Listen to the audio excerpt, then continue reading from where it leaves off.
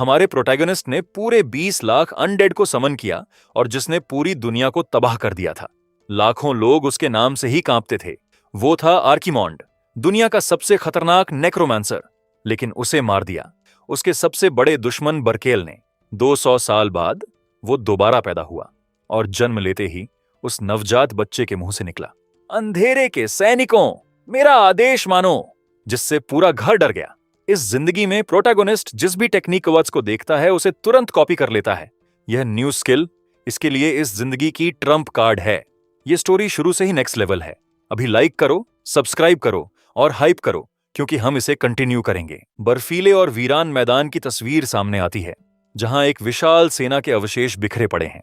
तलवारें और भाले बर्फ में गहरे धंसे हुए हैं, जो इस भयानक युद्ध में मारे गए हजारों सैनिकों की आखिरी निशानी है। आर्चिमॉन्ड खून की उल्टी करता है। उसकी सांसें उखड़ रही हैं, क्योंकि ठंडी हवा उसके फेफड़ों को चीर रही है। उसे तुरंत एहसास हो जाता है कि जो घाव उसे लगा है वो जानलेवा है और अब इससे बचने का कोई रास्ता नहीं। एक हाथ ऑर्डर की होली सोर्ड को कसकर पकड़े हुए है। तलवार प्रोटैगनिस्ट के सीने में गहराई तक ढंसी है, सीधे उसके दिल को चीरती हुई। एग्जीक्यूशनर के पीछे खड़े ऑर्डर के बाकी बचे नाइट्स अपनी मुश्किल से जीती हुई जीत का जश्न मना रहे हैं। वो राहत की सांस लेते हुए खुशी से चिल्ला रहे हैं। उन्हें यकीन है कि उन्होंने आखिरकार उस खौफ को खत्म कर दिया है जो इस कॉन्टिनेंट को तबाह कर रहा था। इस दुनिया के लोगों के लिए वो कॉन्टिनेंट का डीमन कहलाता था, एक ऐसा इंसान जिससे राष्ट्र डरते थे और लेजेंड्स उसका शिकार करते थे।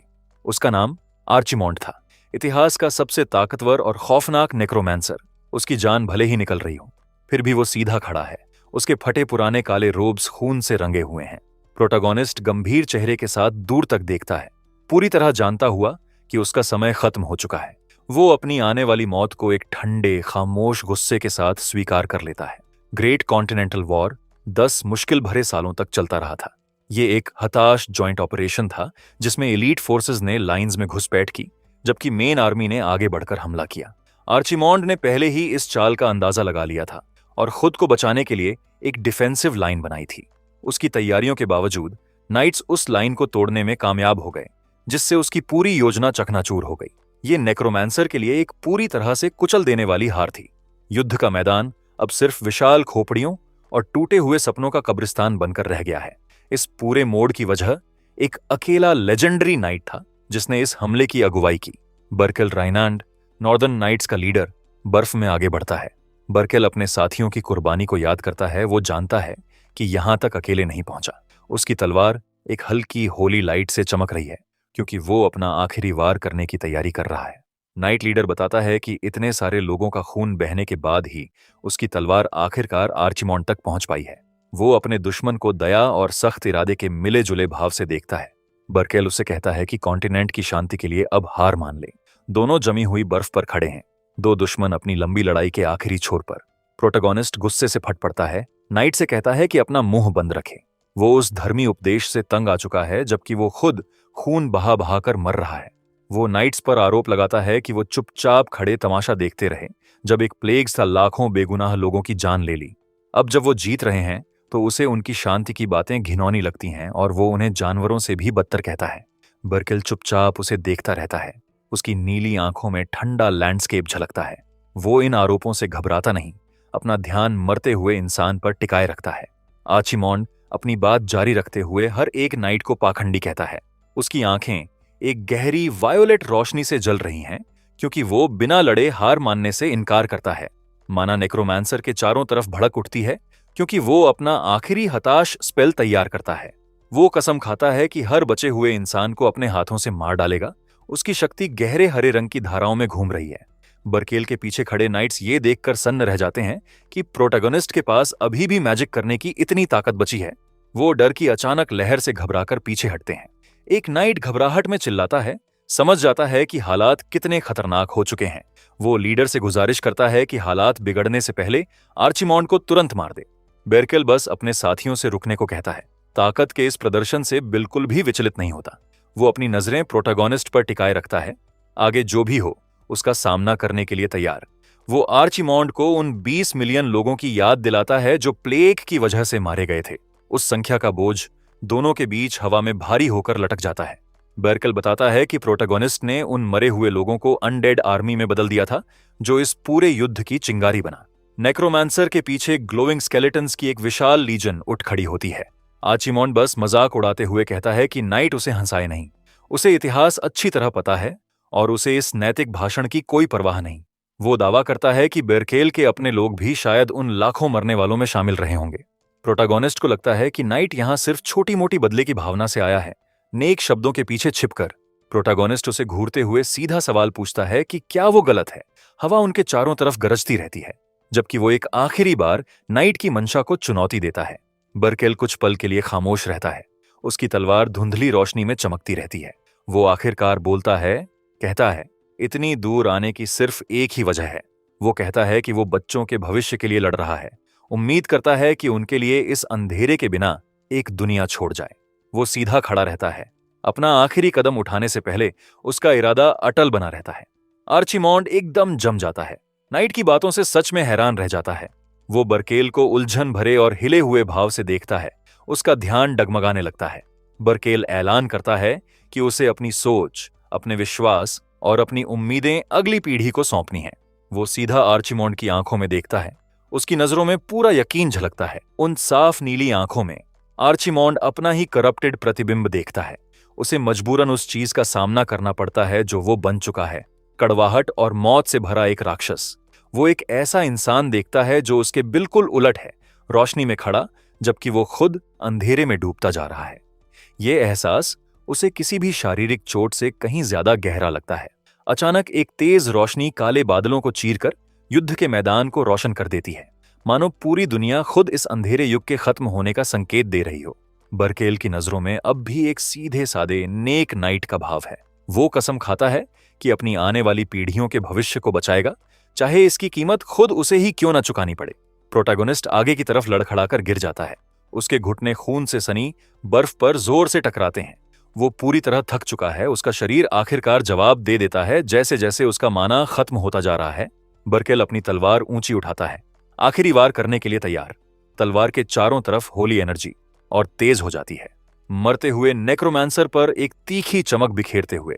पीछे से एक आवाज बर्केल को रुकने के लिए चिल्लाती है, उसे होली सोर्ड को त्यागने को लेकर चेतावनी देती है। बर्केल इस भटकाव को नजरअंदाज कर देता है। उसका दिमाग सिर्फ यहीं और अभी इस युद्ध को खत्म करने पर टिका है। वो एक और तलवार निकालता है। इस बार पर गहरे बैंगनी रंग की रून्स खुदी हुई है।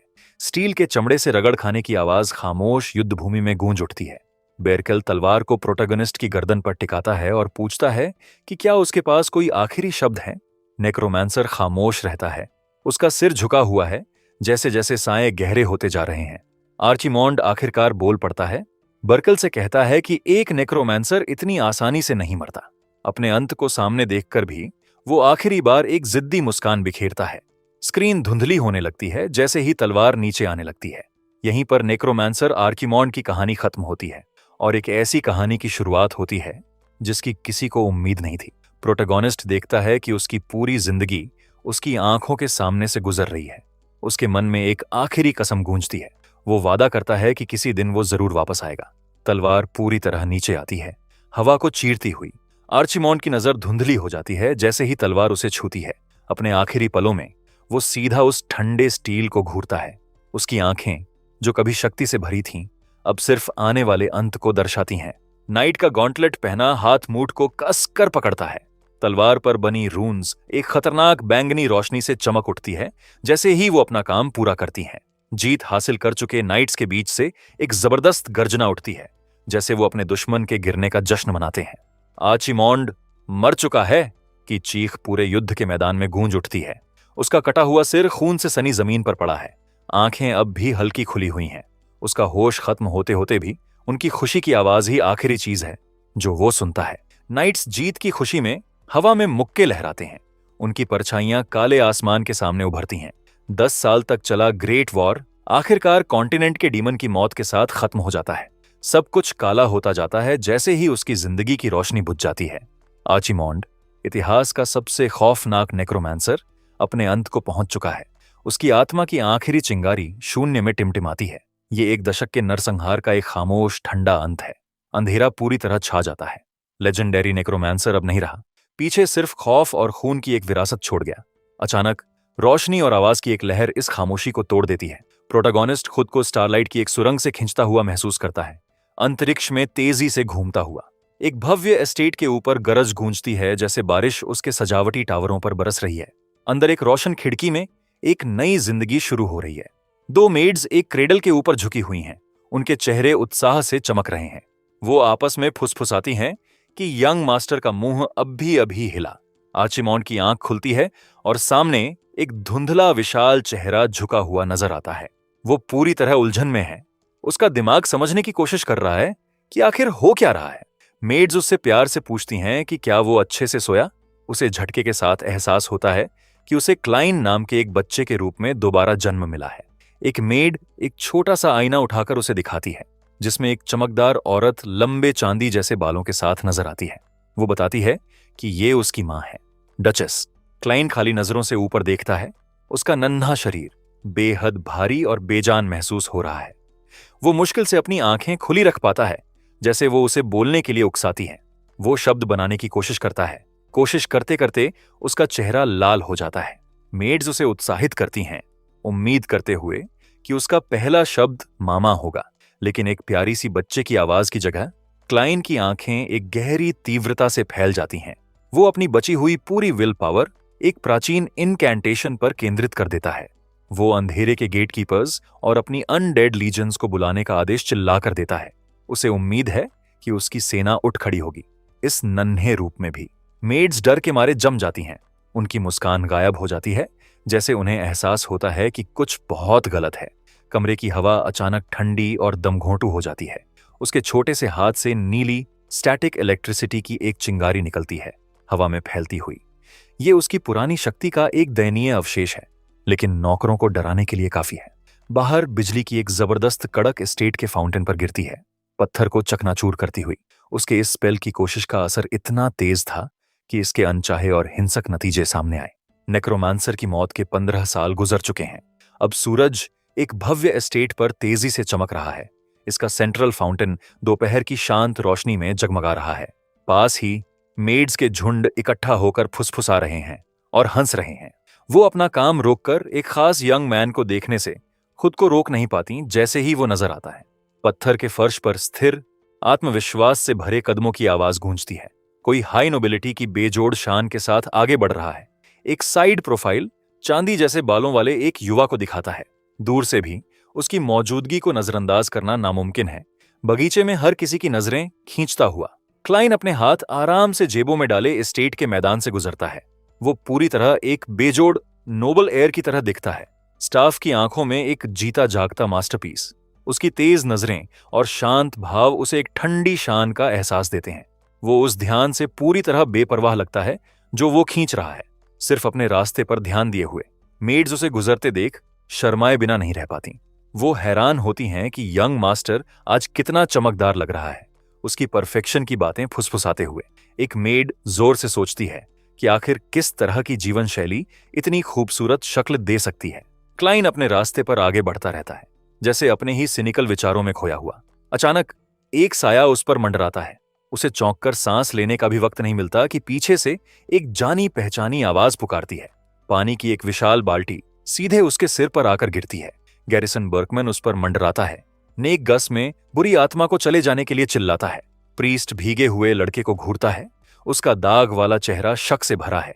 वो दावा करता है कि उसने अभी अभी नेक्रोमांसर आर्चिमॉन्ड के शातिर भाव की एक झलक देखी। मेड सदमे में चीख पड़ती हैं, जैसे होली वाटर क्लाइन के कपड़ों से टपकता है। गैरिसन बिल्कुल टस से मस नहीं होता। उसे पूरा यकीन है कि उसकी अचानक की गई प्यूरिफिकेशन ही एक तबाही को रोकने में कामयाब रही। प्रोटैगनिस्ट वहीं भीगा हुआ खड़ा रहता है। बाल्टी अब भी उसके सिर पर टिकी हुई है। वो प्रीस्ट से पूछता है कि क्या वो साल दर साल ये बेमतलब की रस्में करते करते थकता नहीं। गैरिसन को ये बिल्कुल भी बकवास नहीं लगता। उसे पक्का यकीन है कि आर्चिमॉन्ड की आत्मा अब भी यंग मास्टर के अंदर छिपी है, जिसे लगातार जबरदस्ती निकालने की जरूरत है। गैरिसन राउंड 2 के लिए एक स्प्रे बोतल निकालता है, सीधे लड़के के चेहरे पर निशाना साधते हुए। क्लाइन दलील देने की कोशिश करता है कि वो नेक्रोमांसर नहीं है, लेकिन प्रीस्ट को उसकी इस बगावत में ही और सबूत नजर आता है। वो उसे शुद्ध अविश्वास के भाव से देखता है।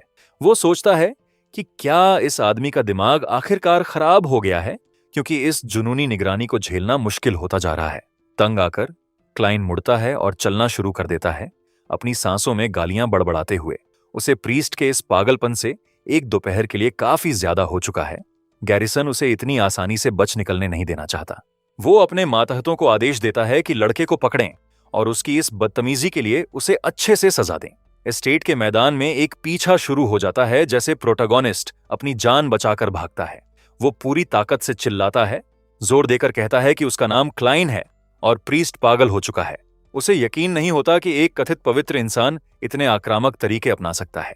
उसकी रोजमर्रा की जिंदगी की ये लगातार नाइंसाफी अब उबाल पर आने लगी है। आखिरकार वो पानी में डूब जाता है, होली वाटर के बुलबुलों में बहता हुआ।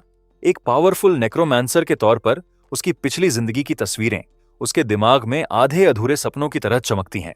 क्लाइन को कभी उम्मीद नहीं थी कि उसकी रीइंकार्नेशन कुछ ऐसी निकलेगी। ये उस डरावनी विरासत से बिल्कुल अलग है जो कभी उसने अनडेड के मास्टर के तौर पर संभाली थी। उसे वो दिन साफ याद है जब वो मरा था, फिर भी वो एक नवजात बच्चे के नन्हे शरीर में जागा। ये जिंदगी का एक दूसरा मौका था जिसकी उसने कल्पना भी नहीं की थी। मुसीबत उसी पल शुरू हुई जब उसने अपनी आंखें खोलीं और बोलने की कोशिश की।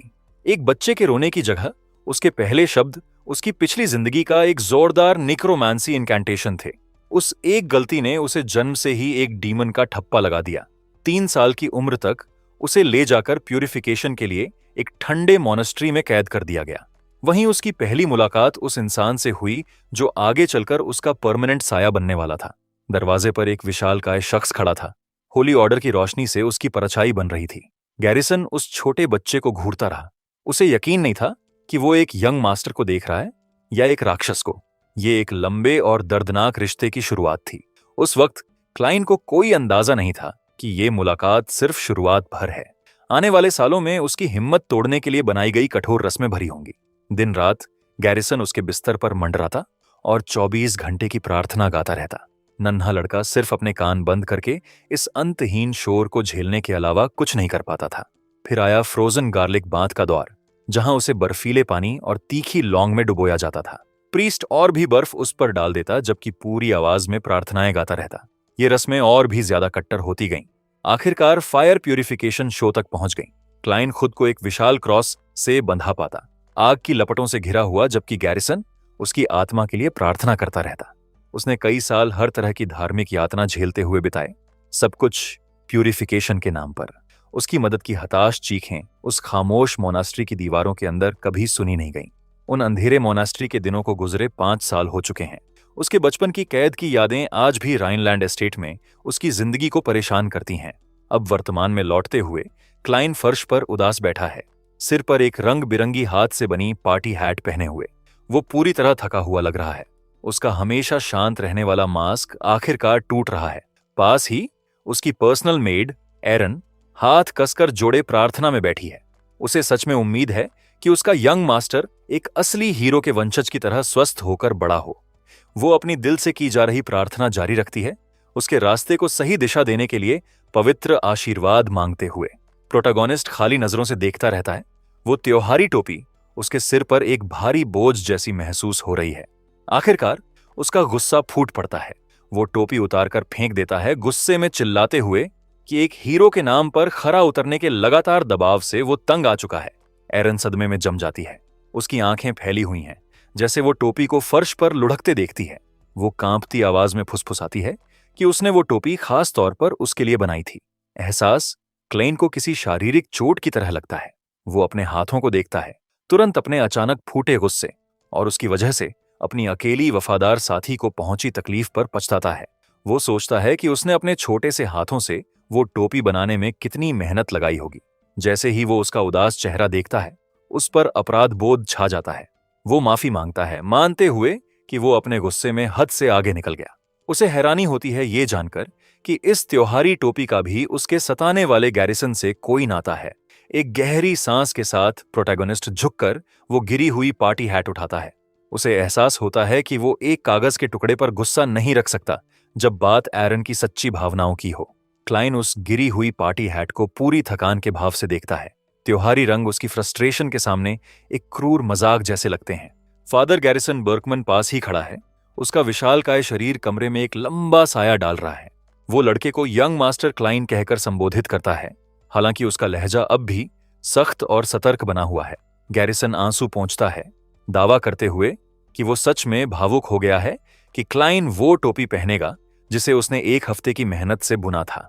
वो लड़के की असली भावनाओं से पूरी तरह बेखबर लगता है। प्रोटैगनिस्ट फौरन एक बनावटी मुस्कान के साथ टोपी को टुकड़े टुकड़े करना शुरू कर देता है। वो साफ कर देता है कि उसका इसे दोबारा कभी पहनने का कोई इरादा नहीं है। उसका सब्र आखिरकार जवाब दे चुका है। गैरिसन उंगली उठाकर चिल्लाता है कि आर्चिमॉन्ड की शातिर आत्मा आखिरकार सामने आ गई है। वो लड़के के इस गुस्से को टीनेज फ्रस्ट्रेशन नहीं बल्कि डार्क पोजेशन का निशान मानता है। क्लाइन पूरी ताकत से चिल्लाकर जवाब देता है, प्रीस्ट से कहता है कि उसका गिल्ट वापस कर दे। वो सिर्फ एक बुरे दिन की वजह से एक राक्षस की तरह ट्रीट किए जाने से पूरी तरह तंग आ चुका है। डुनल नाम का एक आदमी कमरे में दाखिल होता है, हल्का सा झुककर गैरिसन को संबोधित करता है। वो पूछता है कि क्या आज के लिए प्यूरिफिकेशन रिचुअल आखिरकार पूरा हो चुका है। डनल बताता है कि क्लाइन के आर्चिमॉन्ड के रीइंकार्नेशन होने की अफवाहें अब 10 साल से भी ज्यादा समय से फैली हुई हैं। वो कट्टर प्रीस्ट के मुकाबले ज्यादा समझदार लगता है, हालांकि वो अब भी सतर्क बना रहता है। प्रोटैगनिस्ट अपनी बात कहने की कोशिश करता है, बताते हुए कि खुद होली ऑर्डर ने भी कहा है कि अब उसमें कुछ भी गलत नहीं है। लेकिन गैरिसन इस वक्त नाइट कमांडर की बात सुनने में इतना व्यस्त है। प्रीस्ट उसे नजरअंदाज कर देता है, पूरी तरह डोनल के साथ अपनी बातचीत में डूबा हुआ। क्लाइन फर्श पर गुस्से में जलता रहता है, उन दोनों आदमियों से नजरअंदाज किया हुआ जिनके पास उसकी जिंदगी पर इतनी ताकत है। डोनल बताता है कि कुछ मांगे गए डॉक्यूमेंट्स में देरी हो सकती है। गैरिसन इसे हंसी में उड़ा देता है, कमांडर से कहता है कि जितना वक्त चाहिए ले ले, अपना एक ऐसा रूप दिखाते हुए जो क्लाइन कम ही देखता है। क्लाइन उन दोनों को कालीन से घूरते हुए इस पाखंड पर यकीन नहीं कर पाता। उसे एहसास होता है कि प्रीस्ट सिर्फ तभी शालीनता से पेश आता है जब वो अपने बराबर के किसी रुतबे वाले इंसान से बात कर रहा हो, जैसे एक नाइट कमांडर। वो मन ही मन सोचता है कि ये बूढ़ा आदमी सियासी खेल खेलना अच्छे से जानता है। ये उस आक्रामक तरीके से बिल्कुल अलग है जैसे गैरिसन रोजाना उसके साथ पेश आता है। गैरिसन आखिरकार जाने के लिए मुड़ता है, कमांडर को शालीनता से विदा कहते हुए।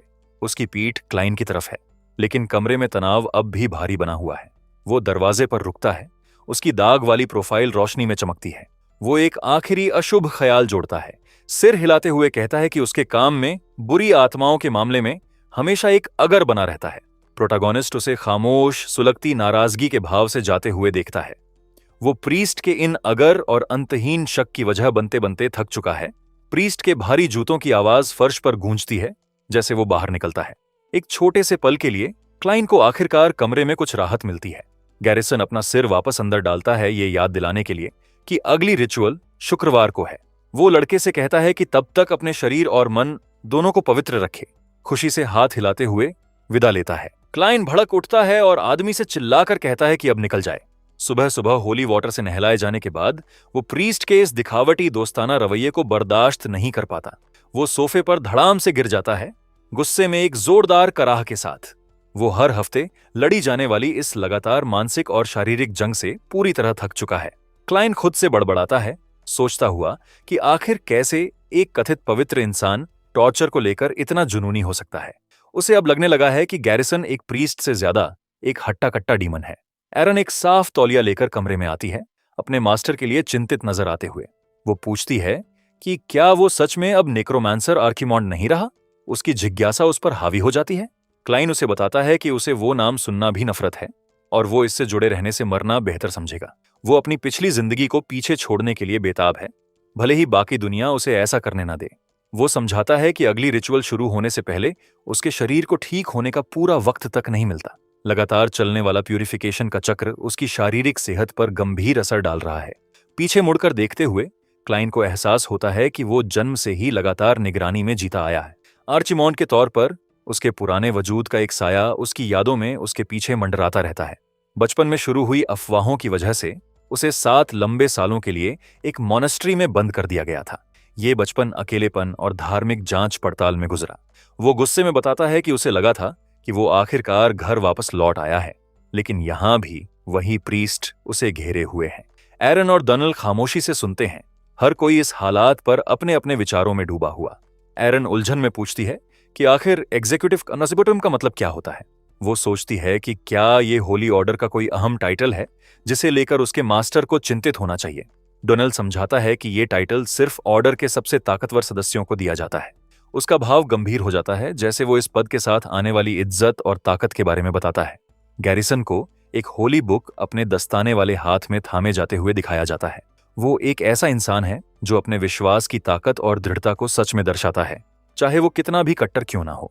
डोनाल्ड जोड़ता है कि इस प्रीस्ट को मौजूदा ड्यूक के अलावा कोई भी हरा नहीं सकता।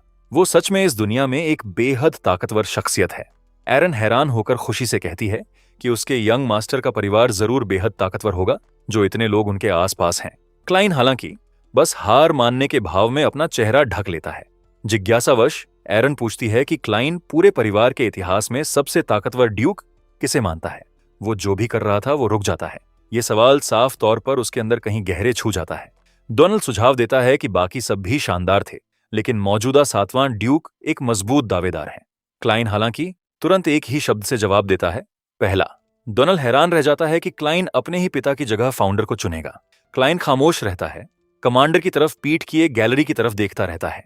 क्लाइन पूरे यकीन के साथ कहता है कि पहला ड्यूक बिना किसी शक के सबसे ताकतवर था। उसकी आवाज में एक ऐसा भार है जो जताता है कि वो जितना बता रहा है उससे कहीं ज्यादा जानता है। डोनाल्ड उसे घूरता रहता है, यंग मास्टर के इस ऐलान की तीव्रता से हैरान। वो सोचता रह जाता है कि 200 साल पहले के एक पूर्वज को लेकर इतनी तीखी राय आखिर कहां से आई। एरन हंसती है, कमांडर को बताती है कि उसने पहले ही कहा था कि यंग मास्टर को पहला ड्यूक सबसे ज्यादा पसंद है। वो सब राइनलैंड एस्टेट की भव्यता से घिरे ग्रैंड लाउंज में खड़े हैं। क्लाइन एक कुर्सी के किनारे बैठा दिखता है। उसकी नजरें दूर एक पोर्ट्रेट पर टिकी हैं। वो उसे तारीफ से नहीं बल्कि अविश्वास और पहचान के मिले जुले जटिल भाव से देख रहा है। डोनाल्ड परिवार के इतिहास को याद करता है, सिर हिलाते हुए कहता है कि फाउंडर ने हाउस ऑफ राइनलैंड की स्थापना किए हुए 200 साल हो चुके हैं। वो सोचता है कि किसने कल्पना की होगी कि वो आज कहां पहुंच चुके होंगे। प्रोटैगोनिस्ट दूर दीवार पर लगे पोर्ट्रेट को घूरता रहता है। उसका भाव पढ़ पाना मुश्किल है। 200 साल वाली संख्या उसके दिमाग से हट नहीं रही।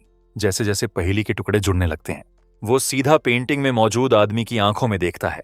उसकी अपनी आंखें एक ठंडे एहसास के साथ सिकुड़ जाती हैं। वो मन ही मन सोचता है कि उसे आर्चिमॉन्ड नेक्रोमांसर को इस नामुमकिन सच को स्वीकार करना ही होगा। राइनलैंड के ड्यूक्स की धुंधली पोर्ट्रेट्स दीवार पर सजी हैं, 2 सदियों तक फैले वंश की कहानी बयां करते हुए। दूसरे से लेकर 7वें तक हर उत्तराधिकारी की विरासत एस्टेट की इस धुंधली गैलरी में संजोई गई है। पहली पोर्ट्रेट का एक क्लोजअप परिवार के फाउंडर का सख्त शाही चेहरा दिखाता है। उसके सुनहरे गोरे बाल और ठंडी गणनात्मक नजरें एक ऐसे इंसान का इशारा देती हैं जिसमें बेहद ताकत और अटूट दृढ़ता है। पूरी पेंटिंग पहले ड्यूक बर्केल राइनलैंड को दिखाती है, एक शानदार नाइट जो सजावटी चांदी और सोने के आर्मर में है। उसके सीने पर एक बड़ा सा लाल रत्न चमक रहा है।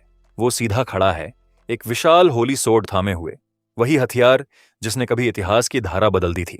आर्चिमॉन्ड जो क्लाइन के रूप में दोबारा जन्मा है, एक अजीब बेचैन कर देने वाली मुस्कान के साथ वापस उसे घूरता है। उसके चांदी जैसे बाल और तीखी बैंगनी आंखें धुंधली रोशनी में चमक रही हैं। उसकी इस स्थिति की विडंबना पूरी है। उसका पुनर्जन्म उसी इंसान के सीधे वंशज के रूप में हुआ है जिसने उसकी जान ली थी। उसकी अपनी मरते वक्त की चीख का साया अब भी उसके कानों में गूंज रहा था। जिस पल उसने अपनी आखिरी सांस के साथ अपने दुश्मन का नाम उगला था, उसे बर्केल के उन शब्दों का भार याद आ गया। वो चिढ़ाने वाला नेक भाषण कि ये सारा कत्ल बच्चों के भविष्य के लिए था। उस आखिरी कुचल देने वाले वार के साथ वो बुरा नेक्रोमांसर हारकर टूटा हुआ बर्फ से ढकी जमी हुई जमीन पर गिर पड़ा था। अचानक नौजवान लड़का अपने बिस्तर पर झटके से जाग जाता है। उसकी छाती जोर से ऊपर नीचे हो रही है, जैसे वो अपने आलीशान कमरे के नरम गद्दे पर अपनी सांस को स्थिर करने की जद्दोजहद करता है। वो अपनी पिछली जिंदगी के इस बार बार आने वाले बुरे सपने को कोसता है। सैकड़ों साल पहले वो बुराई का एक विशालकाय रूप था जिसने लगभग पूरे कॉन्टिनेंट को मिट्टी में मिला दिया था, सिर्फ एक हीरो के हाथों मारे जाने और 200 साल बाद इस दुनिया में वापस फेंके जाने के लिए। अपने बर्फ जैसे सफेद बालों में हाथ फेरते हुए वो खुद से शिकायत करता है, अपने मौजूदा नाजुक प्रतिबिंब को उस राक्षस से मिला न पाते हुए जो वो कभी हुआ करता था। कमरे की भारी खामोशी दरवाजे से आती एक डरावनी आवाज से टूटती है, मजाक में बताते हुए कि यंग मास्टर फिर से नींद में बड़बड़ा रहा था। वहां एक शातिर जानी पहचानी मुस्कान के साथ खड़े प्रीस्ट गैरिसन उससे उन यादों के बारे में सवाल करते हैं जिससे क्लाइन जल्दी से सिर्फ थकान का बहाना बना बैठता है। इससे पहले कि वो खुद को संभाल पाता, उसकी लाल बालों वाली मेड एरन बेहद घबराई हुई हालत में कमरे में घुस आती है। वो बता बैठती है कि उसने उसकी वो अंधेरी नींद की बड़बड़ाहट सुनी थी और उसकी शातिर फुसफुसाहट को जोर से दोहराने लगती है। घबराहट में क्लाइन उसे चुप कराने के लिए दौड़ता है, गुजारिश करते हुए कि हालात और बिगड़ने से पहले वो अपना मुंह बंद रखे, लेकिन बहुत देर हो चुकी थी। हेड बटलर ये ऐलान करने आ जाता है कि फैमिली सोर्ड शो शुरू होने वाला है और लड़के के इस अजीब बर्ताव की रिपोर्ट सुनकर गैरिसन ठंडे लहजे में ऐलान करता है कि क्लाइन के क्लेंजिंग सेशंस अब 2 गुने कर दिए जाएंगे। एरन के मुंह पर अपना हाथ रखे हुए नौजवान वारिस अपनी हालत की इस पूरी नाइंसाफी पर छिपे हुए गुस्से और सदमे के मिले जुले भाव से कांप उठता है। जैसे ही वो कोर्टयार्ड की तरफ बढ़ते हैं, क्लाइन मन ही मन प्रीस्ट को अपनी जानी हर गाली दे डालता है। पूरा यकीन करते हुए कि ये आदमी पूरी तरह पागल है, वो सेवकों की तरफ मुड़कर सोड इवेंट के बारे में पूछता है। बटलर समझाता है कि ड्यूक ने खुद क्लाइन को इस समारोह में मौजूद रहने का आदेश दिया है। अपने पिता की इस अचानक दिलचस्पी से हैरान, वो एक नौजवान मेड के दिए हुए कपड़े की तरफ हाथ बढ़ाता है। मूंछों वाला बटलर मास्टर को परेशान करने के लिए लड़की पर चिल्लाता है, लेकिन क्लाइन उसका बचाव करने के लिए आगे आ जाता है। वो उसे एक कुकी देता है, जिससे वो खुशी से चबाने में डूब जाती है। जैसे ही वो इस विशाल प्रॉपर्टी को देखता है, वो अपने पिता के इस बुलावे की वजह समझने की कोशिश करता है। तभी बटलर एक बुरी खबर सुनाता है। परिवार की साइड ब्रांचेस से रिश्तेदार मिलने आए हैं। क्लाइन का चेहरा तुरंत खट्टा पड़ जाता है। उसे बिल्कुल अंदाजा है कि उसका इंतजार किस तरह के तंग करने वाले नकली ड्रामा में कर रहा है। जैसे ही वो हॉल में दाखिल होता है, नोबल रिश्तेदार उसके चारों तरफ जमा हो जाते हैं। उनकी आंखों में क्रूरता की चमक उभर आती है। वो तुरंत उसका मजाक उड़ाना शुरू कर देते हैं, जानबूझकर उस प्राचीन खलनायक का नाम लेते हुए, बस ये देखने के लिए कि वो चौंकता है या नहीं। वो आपस में जोर जोर से हंसते हैं, सबको याद दिलाते हुए कि इस डीमन चाइल्ड ने 7 भयानक साल एक चर्च प्रिजन में बर्बाद किए थे। क्लाइन ठंडी, सोची समझी नजरों से उन्हें देखता है, नॉर्दर्न ब्रांच के उस पेटू रिश्तेदार को पहचानते हुए जो साफ तौर पर सिर्फ मुफ्त में पेट भरने आया था। उसकी नजर फिर एक गोरे बालों वाली लड़की पर जाती है, जिसकी बॉडी लैंग्वेज से एक असहनीय घमंड झलकता है। वो साइड ब्रांच की एक और रिश्तेदार थी, जो परिवार की इस मुलाकात को अपमान की जंग में बदलने के लिए तैयार लग रही थी। वेस्टर्न ब्रांच की वो लड़की सबसे बेहतर होने के एक ठंडे एहसास के साथ खड़ी थी। उसकी आंखें कमरे में मौजूद हर किसी को ऐसे परख रही थीं, मानो वो उसकी सांस लेने के लायक भी न हो। छोटे मोटे मजाक और तीखे तानों को नजरअंदाज करते हुए मुख्य वारिस बस सीधा उस समूह के पास से गुजर जाता है, उन्हें पीछे गुस्से में उबलता छोड़ते हुए। एक चचेरे भाई का आखिरकार सब्र जवाब दे जाता है। उसका चेहरा लाल पड़ जाता है, जैसे वो चिल्लाकर पूछता है कि क्या वो कचरे का टुकड़ा सच में उन्हें उनके ही घर में नजरअंदाज करने की हिम्मत कर रहा है। घमंडी नोबल चिल्लाना जारी रखता है, लेकिन प्रोटेगनिस्ट को ये लगभग मजेदार लगता है कि ये साइड फैमिली के लोग ऐसे बर्ताव कर रहे हैं जैसे घर उन्हीं का हो। अचानक भीड़ का ध्यान फाइटिंग रिंग की तरफ मुड़ जाता है, जहां 2 नौजवान सोर्ड्समैन एक तीखी प्रैक्टिस फाइट में उलझे हुए हैं। बैंगनी बालों वाला एक लड़का आगे झपटता है, अपनी घबराई हुई ऊर्जा को अपने राइवल पर एक बेकार वार में उड़ेलते हुए, लेकिन दबाव बहुत ज्यादा था। वो काउंटर अटैक के आगे टूट जाता है और पीछे गिरकर हार मानते हुए जमीन पर आ गिरता है। शर्म से खौलते हुए बैंगनी बालों वाला लड़का मांग करता है कि उसका राइवल रुकना बंद करे और पूरी ताकत से उससे असली लड़ाई लड़े। उसके ऊपर खड़ा सुनहरे बालों वाला लड़का हमलों की तेज आंधी को सहज और आसान चालों से रोक देता है। उसके होठों पर एक आत्मविश्वास भरी शांत मुस्कान है, जैसे वो ऐलान करता है, मुकाबला पहले ही खत्म हो चुका है। ये था जीनियस डैन राइनलैंड, क्लाइन का बड़ा सौतेला भाई। उसकी शुद्ध महानता का एहसास साफ बता रहा था कि वही परिवार के मशहूर नाम की रक्षा करने वाला है। क्लाइन इस लड़ाई को ध्यान से देखता है। उसकी आंखें हल्के जादुई बैंगनी रंग से चमकने लगती हैं, जैसे वो उनके स्किल्स को समझने के लिए अपनी मैजिकल साइट सक्रिय करता है। खोने को कुछ न होने के एहसास से प्रेरित राइवल फिर से हमला करता है, कसम खाते हुए कि इस बार सब कुछ अलग होगा। डैन आगे झपटता है, उसकी तलवार एक धुंधलेपन में बदल जाती है। जबकि राइवल हर कीमत पर पलटवार करने की कोशिश कर रहा था, डैन पूरी तरह नियंत्रण में रहता है। वो वारों के बीच से सहजता से गुजरता है और एक ऊपर से नीचे आते वार को बिल्कुल आसानी से चकमा दे देता है। अचानक डैन एक तेज सुनहरी ऊर्जा में लिपट जाता है।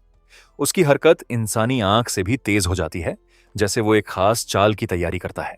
क्लाइन हर बारीकी दर्ज करता है, डैन की फुटवर्क को समझने के लिए अपनी आंखों का इस्तेमाल करते हुए।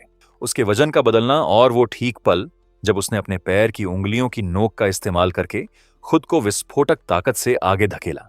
बैंगनी बालों वाला राइवल गुस्से में अंधा होकर सीधे डैन के चेहरे पर निशाना साधते हुए एक आखिरी जीत वाला वार करने की कोशिश करता है।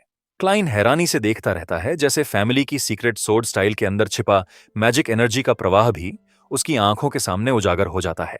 एक पल के भीतर डैन एक विस्फोटक वार छोड़ देता है, मशहूर मीटियोर सोर्ड चाल अपने राइवल के बिल्कुल बीच में लगते हुए। जज तुरंत लड़ाई रोक देता है, डैन को विजेता ऐलान करते हुए।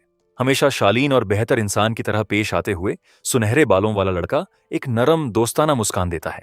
हालांकि वो ये बताना नहीं भूलता कि अगर वार पूरी ताकत से लगता तो उसका राइवल बुरी तरह जख्मी हो जाता।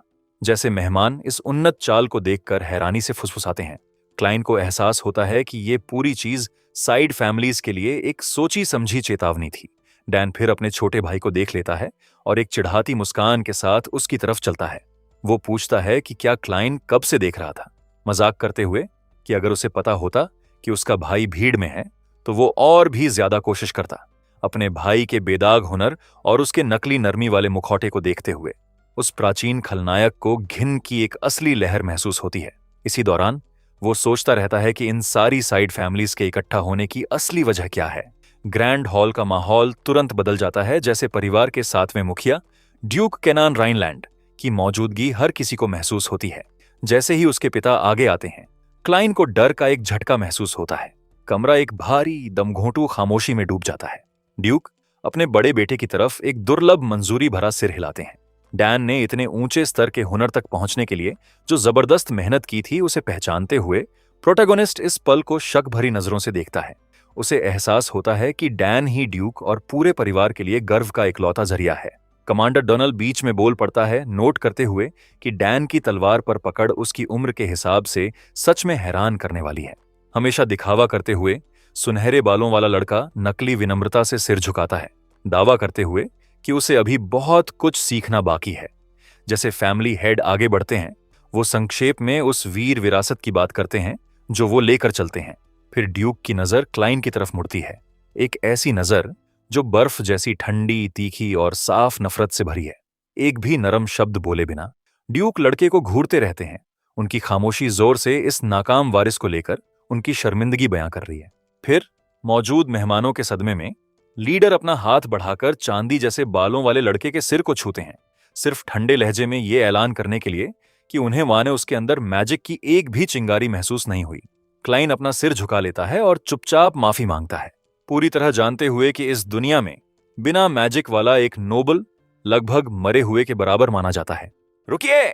कमांडर डोनल लड़के का बचाव करने के लिए आगे आता है, सुझाव देते हुए कि मॉनेस्ट्री में बंद रहकर बिताए वो साल बस उसकी ग्रोथ को धीमा कर गए।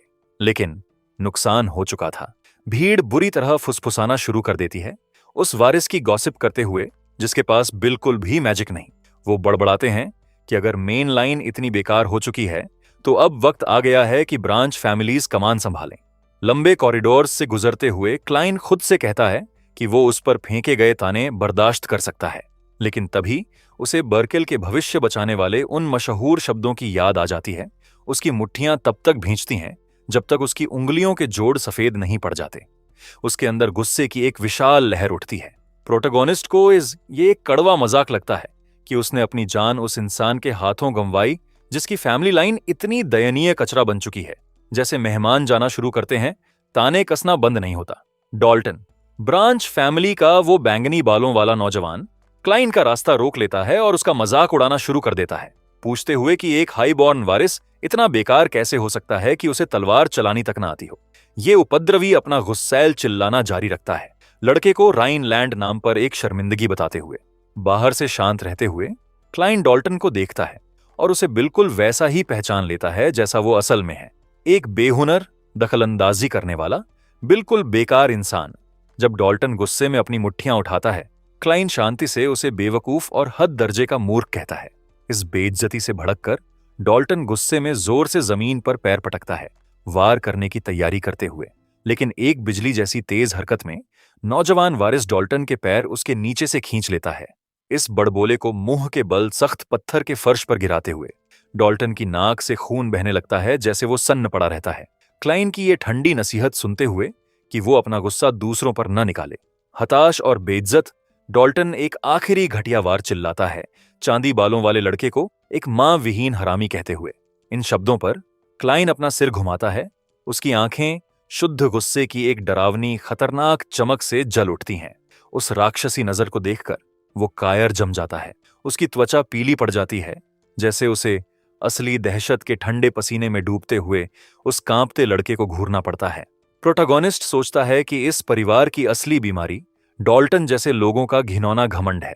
उसकी रगों में जागती एक प्राचीन मैजिक की चिंगारी के साथ नेक्रोमैंसर सोचता है कि उसे कमजोर होने का ये नाटक और कितने वक्त तक करना पड़ेगा। ये देखना एक कड़वा घूंट था कि ये कुल कितना गिर चुका है। क्लाइन को उस हीरो की शुद्ध चमकती छवि याद आती है जिसने उसे मारा था, और वो बर्केल के वंशजों की इस दयनीय हालत पर थोड़ी सी दया महसूस किए बिना नहीं रह पाता। उसके इन अंधेरे विचारों को कमांडर के आने से तोड़ दिया जाता है, जिसकी आवाज कॉरिडोर में जोर से गूंजती है, जख्मी डॉल्टन को उसका ये दयनीय तमाशा रोकने का आदेश देते हुए। लोहे जैसे मजबूत अंदाज के साथ नाइट साफ कर देता है कि वो अपनी निगरानी में इस तरह की साफ बेइज्जती अब और बर्दाश्त नहीं करेगा। डॉल्टन खामोश बेबस गुस्से में अपने दांत पीसता है, कमांडर के स्तर के इंसान को जवाब देने की हिम्मत न जुटा पाते हुए। पीछे हटते हुए वो एक आखिरी घटिया कमेंट अपने कंधे से पीछे उछालता है, क्लाइन से कहते हुए कि उसे इतना सुरक्षात्मक गार्ड पाकर शुक्रगुजार होना चाहिए।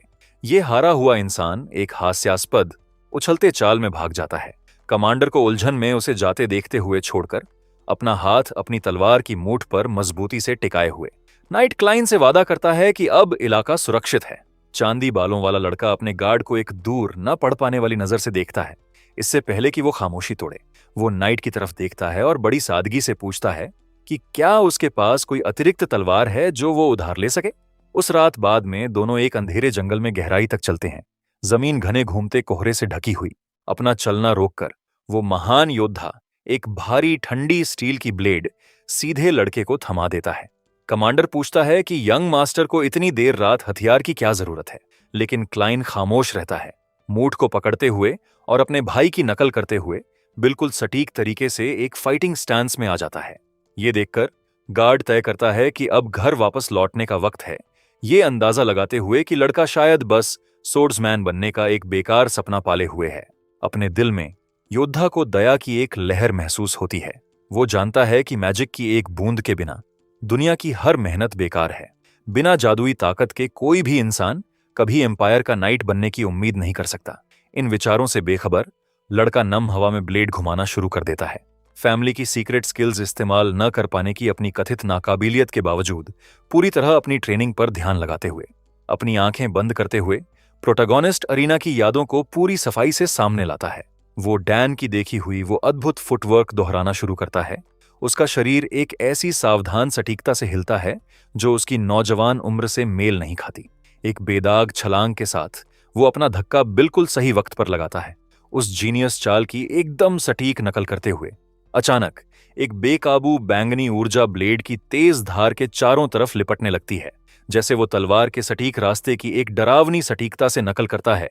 बैंगनी चिंगारियां उसकी चमकती आंख के इर्द गिर्द फुफकारने और जोर से कड़कने लगती हैं। हवा में अचानक हुए इस हिंसक बदलाव को महसूस करते हुए कमांडर तेजी से पीछे मुड़ता है। उसकी सांस उसके गले में अटक जाती है। वो जम जाता है, उस लड़के से आ रही ताकत के इस भारी एहसास को समझ न पाते हुए जिसे वो कमजोर समझता था। उसी पल में हवा एक विशाल बोल्डर की तरफ शुद्ध टेढ़ी बैंगनी ऊर्जा का एक विशालकाय वार छोड़ देती है। लेकिन जैसे ही ये ताकत अपने चरम पर पहुंचती है, एक तेज रोशनी लड़के की आंख को चीर डालती है। उसकी विशाल ताकत के प्रवाह को तोड़ते हुए वो काली ऊर्जा टूट जाती है, कांच की तरह ठंडी रात की हवा में घुलते हुए। ताकत में इस टूट फूट के बावजूद वो विशाल चट्टान बिल्कुल साफ आधे हिस्सों में कट जाती है, कटाव की चिकनी सतह हल्के से चमकते हुए। कमांडर बिल्कुल शब्दहीन रह जाता है। उसकी हकीकत की समझ बिखरती जाती है जैसे वो इस तबाही को घूरता है। क्लाइन धीरे से मुड़ता है। ब्लेड पर उसकी पकड़ मजबूत और स्थिर है।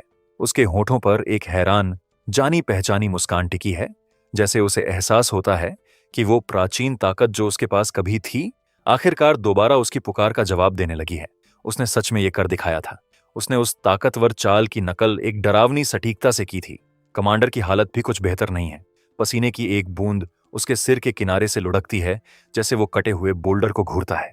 उसका दिमाग इस एहसास से घूम रहा था कि ये लड़का बिना मैजिक के भी कमजोर से कोसों दूर है।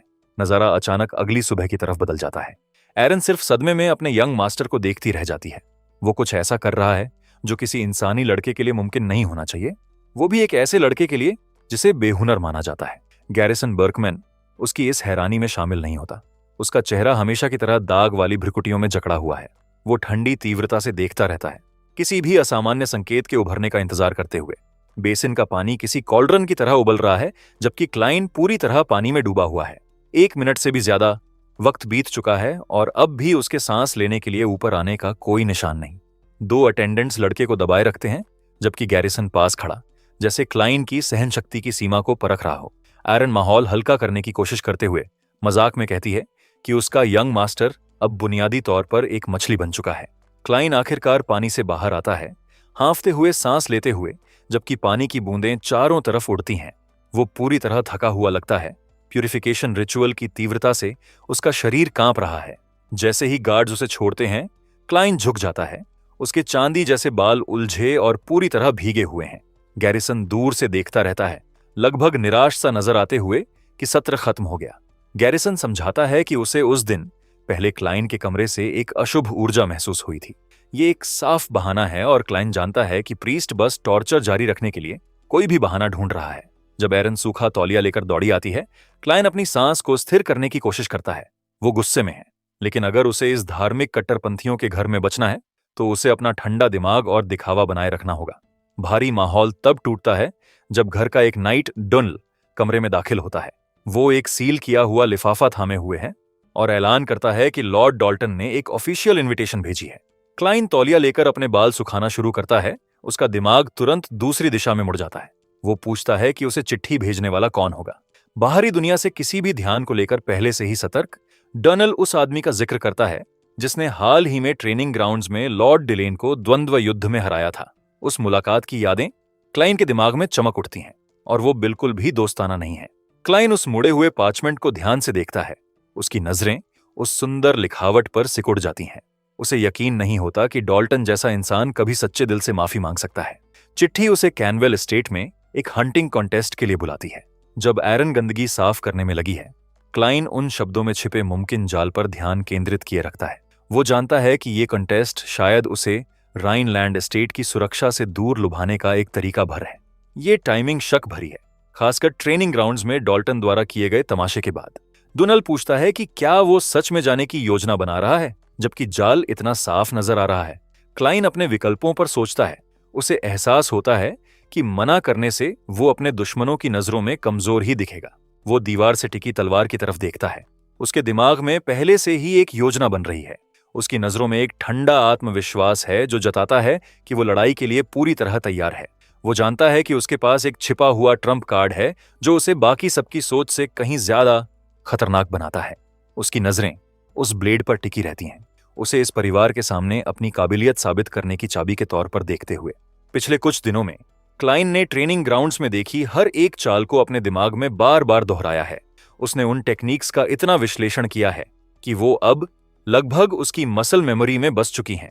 इस नए शरीर में एक खौफनाक तोहफा है।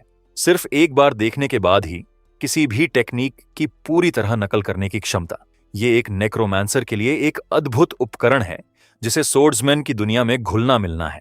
वो खुद भी पूरी तरह नहीं समझता कि उसका दिमाग अब इस तरह क्यों काम करता है, लेकिन वो इस पर सवाल नहीं उठाने वाला। वो उनके अपने ही हथियार उनके खिलाफ इस्तेमाल करने के लिए तैयार है।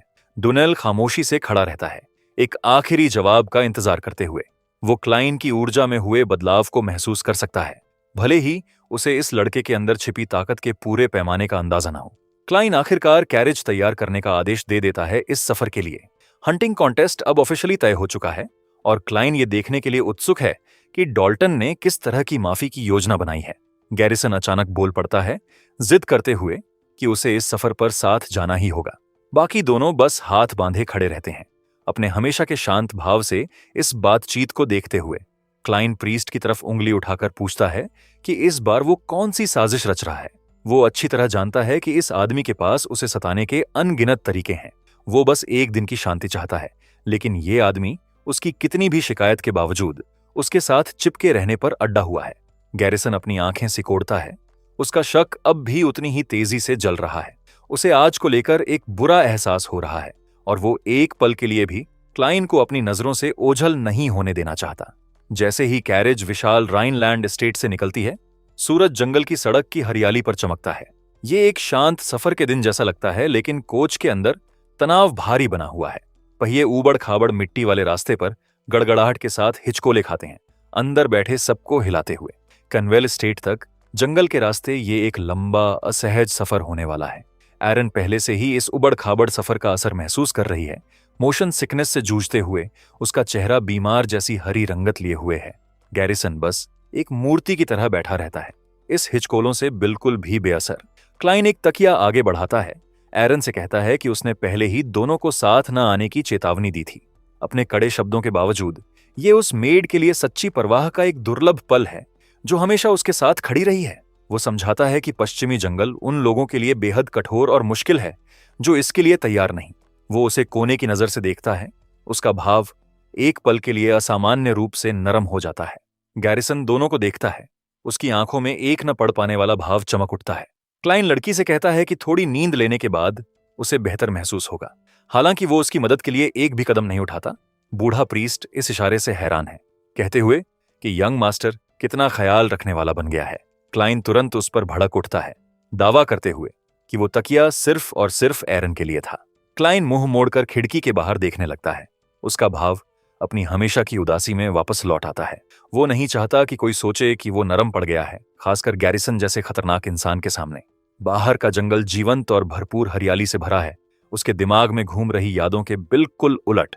एक आम इंसान के लिए ये खूबसूरत है, लेकिन क्लाइन के लिए ये उसके अतीत का एक कब्रिस्तान है। अपनी पिछली जिंदगी में यही रास्ता उसके गिरे हुए दुश्मनों की लाशों से भरा एक बर्फीला वीराना था। इसे अब इतना हरा भरा देखना उसकी हार और गुजर चुके वक्त की एक चुभती याद है। वो खुद को नाराजगी की एक लहर से रोक नहीं पाता, सोचते हुए कि क्या ये बदलाव पूरी तरह बर्कल की ही देन है। जिस इंसान ने उसे मारा था, उसने एक ऐसी विरासत छोड़ी है जिससे बच पाना मुश्किल है। आखिरी लड़ाई की यादें और बर्केल की बर्फीली नीली आंखें उसके दिमाग में धूसर रंगों में चमक उठती हैं। जिस हीरो ने उसके राज को खत्म किया, वो आज भी 200 साल बाद भी उसके विचारों में मंडराता रहता है। डोनाल्ड कैरेज का दरवाजा खोलता है, ऐलान करते हुए कि वो आखिरकार अपनी मंजिल पर पहुंच चुके हैं। सोचने विचारने का वक्त खत्म हो चुका है। अब उस जाल का सामना करने का वक्त है जो उनका इंतजार कर रहा है। कैनवेल एस्टेट सामने नजर आता है, एक विशाल और बेहद सजावटी कॉम्प्लेक्स जो एक कंट्री होम से ज्यादा एक महल जैसा लगता है। ये परिवार की एक सेकेंडरी शाखा की तरफ से दौलत और घमंड का एक चौंकाने वाला प्रदर्शन है। क्लाइन बाहर निकलता है और सब कुछ नजरों में समेटता है, सोचते हुए कि क्या डॉल्टन सच में यहीं रहता है। उसके पीछे एरन अब भी खुद को संभालने की कोशिश कर रही है, लड़खड़ाते हुए बाहर निकलते वक्त डनल के सहारे टिकी हुई। ये एस्टेट मुख्य राइनलैंड घर से भी कहीं ज्यादा भव्य है, जो अपने आप में बहुत कुछ कह देता है। ये साफ है कि डॉल्टन सिर्फ एक कॉन्टेस्ट की मेजबानी नहीं कर रहा, वो ताकत का एक बड़ा बयान दे रहा है। क्लाइन मेहमानों को देखता है, सिर हिलाते हुए सोचता है कि वो एक मामूली बच्चों के कंटेस्ट पर पैसा कैसे बर्बाद कर रहे हैं। उसके लिए कैनवेल एस्टेट की ये भव्यता दौलत का एक भद्दा प्रदर्शन भर है। कोई उसका नाम पुकारता है, उसे अपने विचारों से बाहर खींचते हुए।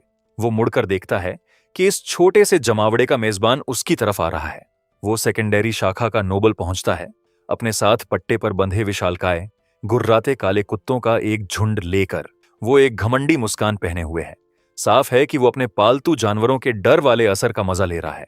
वो एक तिरस्कारपूर्ण मुस्कान के साथ झुकता है, अपने एस्टेट के निर्माण की गुणवत्ता की डींगें हाँकते हुए। वो क्लाइन के परिवार का मजाक भी उड़ाता है, दावा करते हुए कि उन्होंने ये सब कुछ मेन लाइन से निचोड़े गए बचे खुचे पैसों से बनाया। एक कुत्ता कराहता है, उसके जबड़ों से लार टपक रही है, जबकि वो जंगली आंखों से घूर रहा है। ये साफ है कि ये जानवर सिर्फ अच्छी तरह ट्रेंड ही नहीं है, इन्हें भूख की हद तक धकेला गया है। क्लाइन खामोश रहता है, नोबल की छोटी मोटी बेइज्जती सुनते हुए उसका भाव न पढ़ पाने वाला है। वो सोचता है कि आखिर एक सीधा सादा हंटिंग कॉन्टेस्ट इन लोगों के लिए एक शानदार सोशल आवर कब बन गया। नोबल इस ठंडे रवैये को नजरअंदाज कर देता है, उसकी आंखों में एक क्रूर मनोरंजन की चमक है। वो क्लाइन से धैर्य रखने को कहता है, दावा करते हुए कि उसने आज के दिन के लिए पहले से ही सब कुछ बिल्कुल सही तैयार कर रखा है। वो पट्टों को अपने बेरहम हाथ में कसकर पकड़े रहता है, उसकी उंगलियों के जोड़ सफेद पड़ जाते हैं, जैसे वो कुत्तों को छोड़ने की तैयारी करता है। ध्यान से देखो, वो कहता है, उसकी आवाज में एक शिकारी जैसी धार उभरती है। एक तीखे आदेश के साथ भूखे कुत्तों का झुंड आगे की तरफ झपटता है। उनके पंजे पत्थर के फर्श में गड़ते हैं जैसे वो दौड़ पड़ते हैं। शिकार ऑफिशियली शुरू हो चुका है और साफ है कि ये कोई साधारण खेल नहीं होने वाला। मैदान में कच्चे मांस के टुकड़े घास पर बतौर चारा बिखेरे गए हैं। ये एक भयानक नजारा है। भूखे जानवरों को उन्माद में धकेलने के मकसद से कुत्ते खुले मैदान में दौड़ते हैं। उनकी परछाइयां पीछे लंबी फैलती जाती हैं। वो सिर्फ एक बुनियादी भूख से प्रेरित हैं, खून की गंध के अलावा बाकी सब कुछ नजरअंदाज करते हुए। नोबल एक माहिर अंदाज में अपना धनुष खींचता है। उसकी नजरें अपने निशानों पर टिकी हैं। वो समझाता है कि एक भूखे कुत्ते की सूंघने की शक्ति किसी भी इंसान से कहीं बेहतर होती है, जो उन्हें इस शिकार के लिए सटीक औजार बनाती है।